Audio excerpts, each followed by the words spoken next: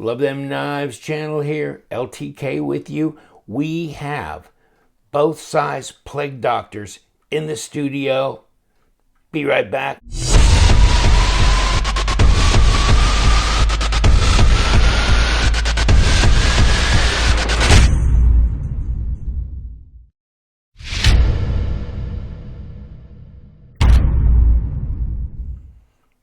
Thanks for hanging out today. Coming by to see the Plague Doctors by Steel Will. Wow, these are D2 steel blades, okay? This is the F16M. This is the regular size knife. I was going to say this is the small. It's definitely not small. It's not mini, okay? Now, this is Mongo. He is very, very large. It's, oh God, it's edge to edge right in my screen. Hell. Hold on. Let's raise up a little bit. We got to give ourselves a little moving room around here. This is D2 as well. Hold on. The F1633, not M. Okay, so this is D2. This is a black wash. And G10, OD, green, etc. So, interesting. Big knife. This one is a big, big knife.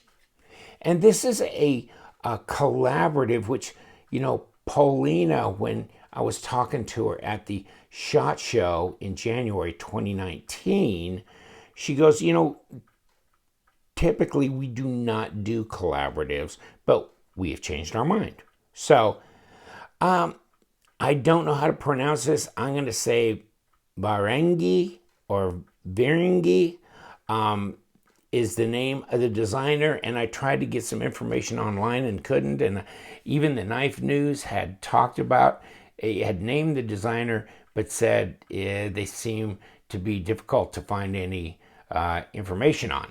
So I couldn't find a Facebook, an Instagram, anything about them making their own knives or even designing others, so fairly unknown designer. The Plague Doctor being, and let's, hold on, let me pull this out here. Here's the printout from White Mountain Knives. That's where I got my Plague Doctors from. The big boy, the regular size, and of course you can get it black on black, or you can get it with a black scale instead of this green here. So this, you can go total black, black scale, satin, green scale, satin. So you do have choices on the standard size one. And the prices vary. The big is $72 and some change, but 10% LTK discount throw you in the $60 range. There, and there's your stats as they have them right there. Do you like the closed length, 5/8 of an inch? Did you know that it was that short when it's closed? Whew, that's miraculous. It's worth the price of admission. Next. In any case, so this one's about $5 less expensive. Okay, so the regular size. But LTK discount code White Mountain Knives. Remember that. I'll put the link top of the comment section. Take you right there so you can get you one. Should have had this right at hand. But the Plague Doctor, the big, huge bird-like masks that they would wear back in the Middle Ages, they'd go around treating those. And you can look at 1656 there, at Wikipedia. And basically they were doctors that treated plague victims, bubonic plague victims back in the Middle Ages. And they felt that wearing that mask, and then in that beak or that extended section, they would put different kinds of herbs and things that had fragrance or whatever, and that would kill the putrefied air, because they felt the putrefied air was what was spreading the disease, not the fleas on the mice or the rats or whatever, which was carrying the bacteria, whatever. In any case, no antibiotics back then, so they had a problem. And the sanitation was horrible. So In any case, so this is reminiscent of this, okay, of that mask. So that's the whole kind of concept behind there. How that translates into cutlery, I'm not sure. But, I mean, it does give you a thumb ramp, okay? And it has a style to it. If you like that style, if you don't like that style, then you won't like this knife probably. But these have washers. These are made in China. These are bronze washers. These are not bearings, okay? So they don't have a bearing type of action on them as far as, just drop shut kind of thing, like they do on their cut jacks that are made in Italy, because they do have bearings, and those are monster crazy good knives. I really like it, and I'll be posting a review on the new lime green looking cut jack as soon as I get back from testing. And one of these is going to go into testing too, just kind of get the HRC. Of course, that we've tested steel wool before. The HRCs have run right in where they need to, and the D2 and the M390 have tested as real and all that kind of thing. So this is just for, just another model, and just see what the HRC is running, that kind of thing. But interesting looking knives. I don't know if I find them to be a Lust design buy for me. The piercer maybe is a lot more practical. The cut jack is definitely a lot more practical. The Modus is too, I think. But these are kind of heavy duty dogs. This has got, from what I can tell, is an aluminum anodized backspacer here. And there's traction on there. So there's a lot of traction here. You've got a lanyard hole in here, and it looks like right and left hand tip up carry capabilities here. The pass through is pretty easy to get through, and it's jimped here on this lock bar to be able to disengage and shut it. If I had more room, let's get this thing out of the way. Okay, see, it'll drop like that, and it's just not gonna have the same kind of action as bearings. Okay, would I prefer bearings? Yeah, I think I do, because I do probably as much fidget flipping as I do cutting. So if it's not a situation where you're gonna be a fidget flipper guy, then maybe you're better off with bronze washers. Over time, they smooth out. I mean, hey, how many Medford knives? D2, bronze washers, and they wear in over time, and they become pretty smooth, pretty good. I've seen bronze washers where they were pretty close to the same action as bearings after a while. So, yeah, okay. In any case, and your argument there is that you're not going to get debris. I mean, in a bearing ring where you got these individual bearings, you can get debris, gets right in between them and all that kind of stuff, where the bronze washer's flat against both surfaces here, and therefore, it's not going to let things get between the washer and the blade, that kind of thing. At least if it's tightened properly, it's not going to get in between, so you don't have that kind of problem with debris getting in there.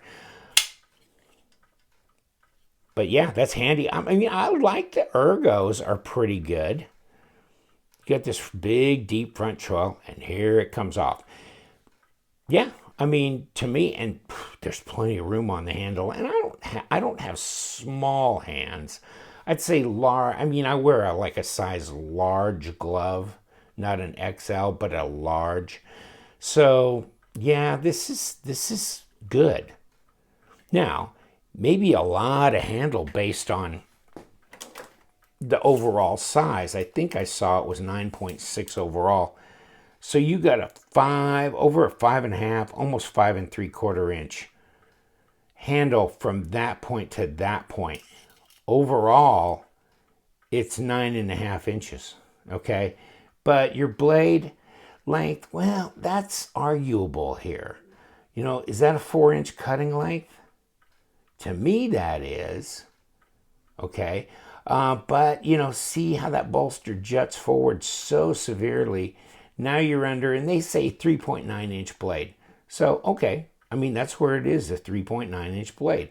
Other than that, to the back of that choil, it's over 4.25. So then maybe you can justify a 9.5 overall. See what I'm saying? Now here, it's 3.5 inches. Let me get something to lay this on while we're doing that. But here it's 3.5 inches. Okay, so this is a normal size knife.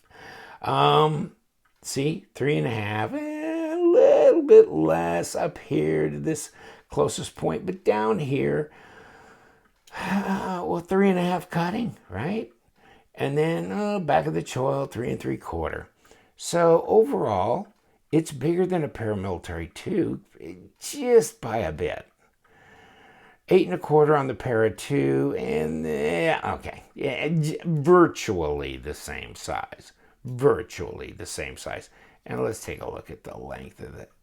So you got a 5-inch handle here, which is what you got on the para 2, the paramilitary 2. So that looks like a big old thick piece of D2. Let's take a check on that. Yeah, 3.5. 0.137. Let's see if that varies on this one. If they use different blade stock. Oh, they did. Okay. Hold on. 0.159. So this is going to be a full 4, right? Yeah. So they went 3.5 millimeter on here, 4 millimeter on here. You can't get this with a satin blade.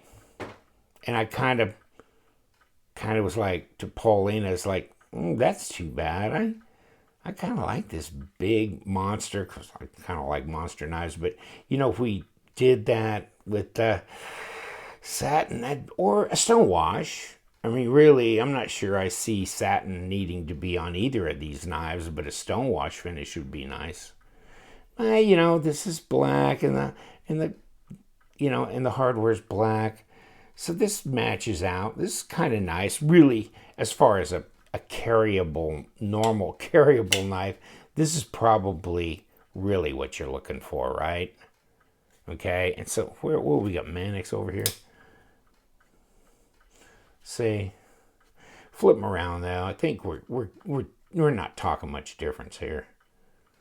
See, we're not talking much difference between that and the Mannix, or knock Flanagan over. Sorry about that, bud.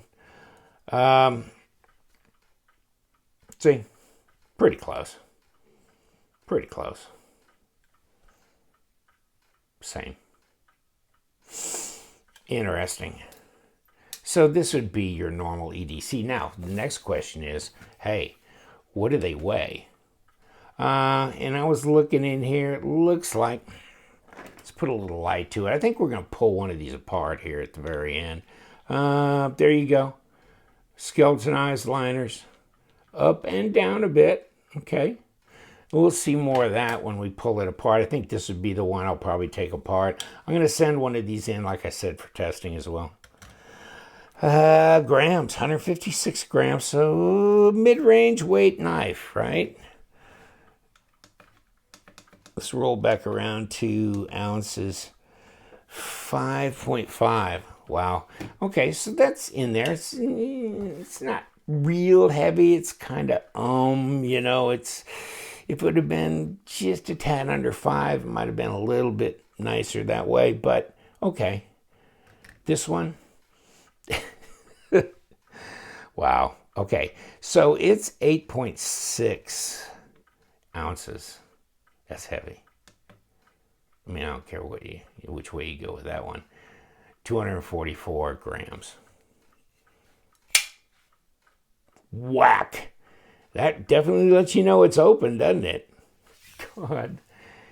It's a big old boy. And that's a pretty strong lock up there. Let me look around the camera. Hell, it's hard to see black on black there. But it's, wow, that's 40-some% lockup. Close to 50. So, yeah. No blade player lock rock on these. It's solid. Solid. Like I said, you know, this kind of very traction-oriented backspacer that sticks above grade here, so it's going to come up and meet you. It's going to come up and meet you. I think I slid one of these in my pocket, and it was okay. You know, and I'm not feeling this. I mean, this, kind of like it when the pocket clip comes up and then levels off like that, so I'm not feeling that. A little front choil for, you know, sharpening purposes.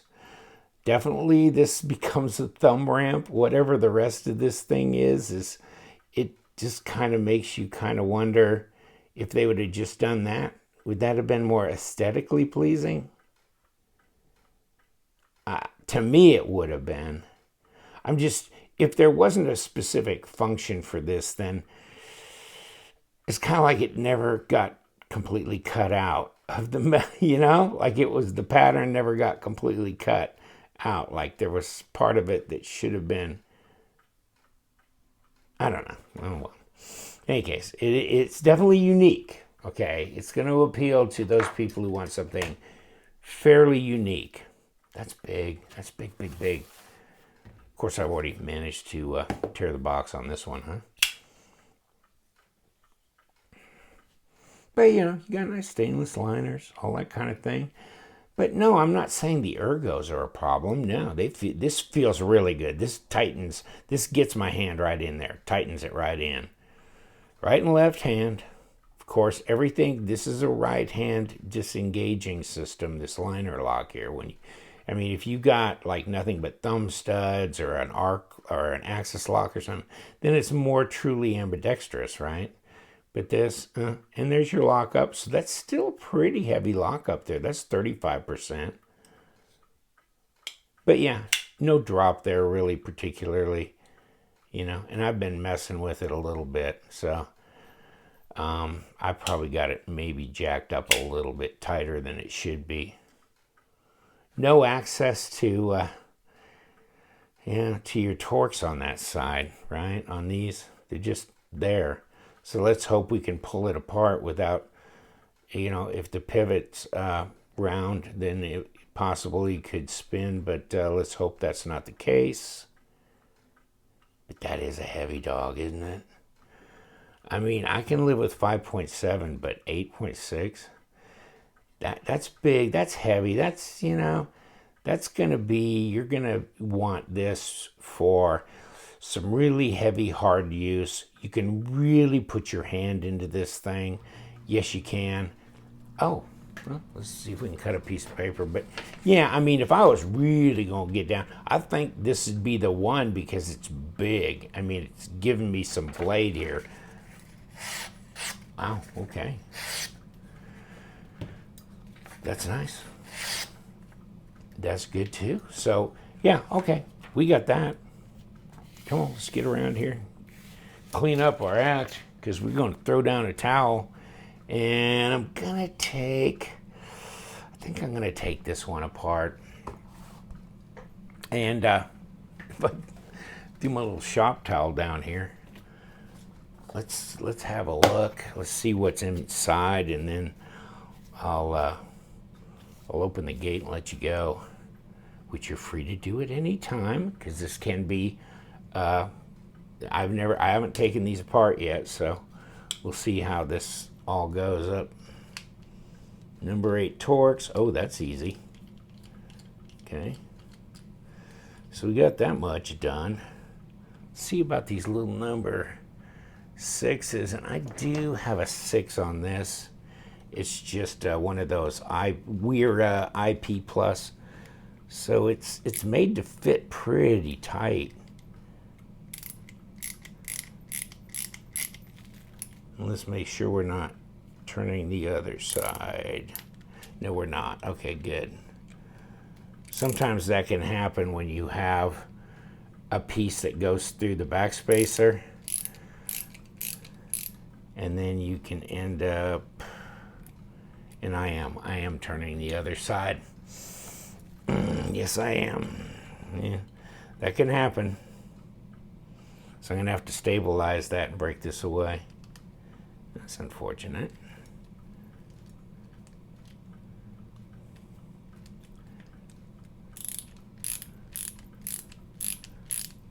And now I'm pushing the screw out the other side. You like that?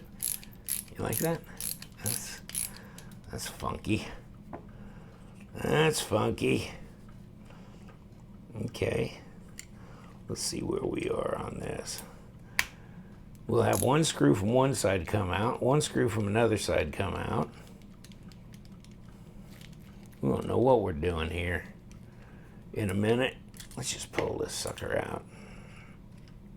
Yeah, I think we're done. Okay. There we go. All this gobbledygook is out.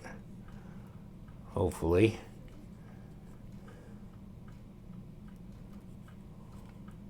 Wow. Why and how did we do that?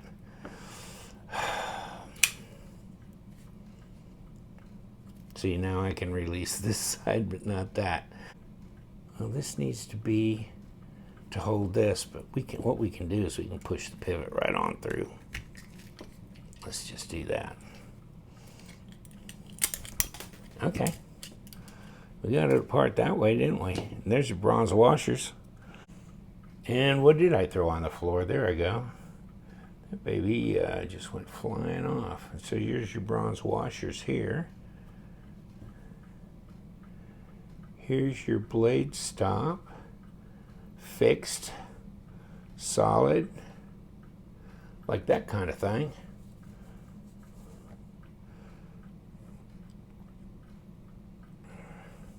Yeah. Nothing big there. Let me see what we got for, nice D-shaped pivot. There you go. God bless America. What can I say? That's a good thing. That's a good thing. And here's our backside. So here's where our, blade stop runs. There's your detamp ball on your somewhat skeletonized liner and backspacer. Right here. And then, of course, your pocket clip goes in here, and that's why it's holding on to, the scales here. So, I was curious, not that curious, to want to go any further than that. And let's get our D-shaped pivot. You can see the D shape, or maybe you can't, on this liner right here. This base piece is where your D shape is. So your pivot needs to line up with that as well, which is right there.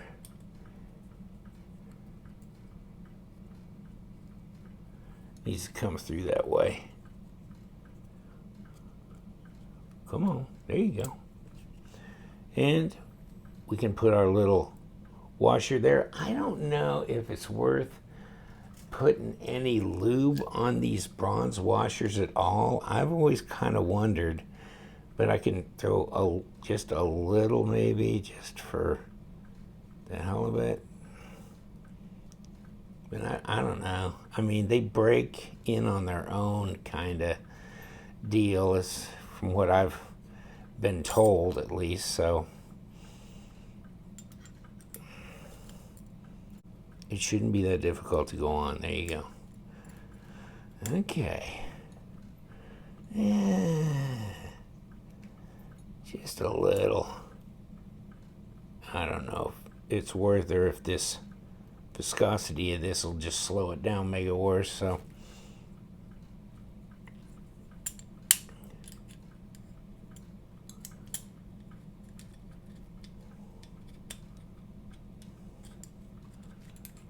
well, we gotta push it through that.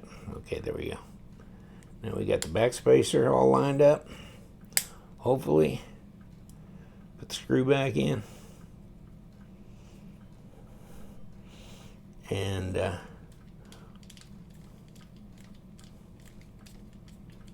bolt this down. And then we got to put in a screw on one side and a screw on the other. How about that? That is just a kick in the ass.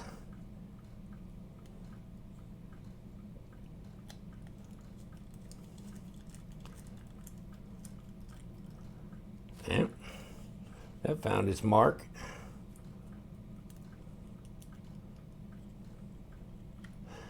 I love it. I always love when I unscrew a screw on one side and it actually, when I secure it, because it's rolling, it actually unscrews the screw on the opposite scale. So, and I just let it happen. I don't care. As long as it comes apart in the final analysis. And I think I've got this baby, I've got it really torqued down. Yes, I do. I mean, you have the ability to lock this thing down to where it won't move at all. And I've got it way tight. Okay. Whew. Lord Almighty. You can. Oh, okay, it's centered. There we go. Such that it is, my friends. The Plague Doctor. Now we got a big mess here, but just thought maybe you'd enjoy watching me struggle. It's always humorous, isn't it, when somebody else is in the middle of it? Bam. Talk about walk and talk. How about this one? Bam. Okay. But the D10 on these, like I said, it's just about par for the course. I'd say about, it feels like less D10 on the big one, but I think it's just a matter of, first of all, how you've got them adjusted and the fact that the blade is much heavier here. So 5.3 on this, 4.8 on this, 5.3 on this, 4.8 on this, but yeah, at least a 5 maybe on this then. And a little over 5 on this. Different weight in the blades, that kind of thing. And, you can adjust these pivots a little bit too. Make them a little bit, because you can tighten these down to where the blade won't move at all. So you have that kind of ability to mess with them and adjust. All right, leave you to it. Thank you so much. The Plague Doctor. What do you think? I'll be interested in your comments. I find it intriguing when I saw the design, so I thought they were really cool. I think it's a fun departure, interesting design, but yet in the final analysis, hey, they're good user knives. So take care. Thank you so much for joining me. You know what we do around here. We love them knives, so you guys stay sharp.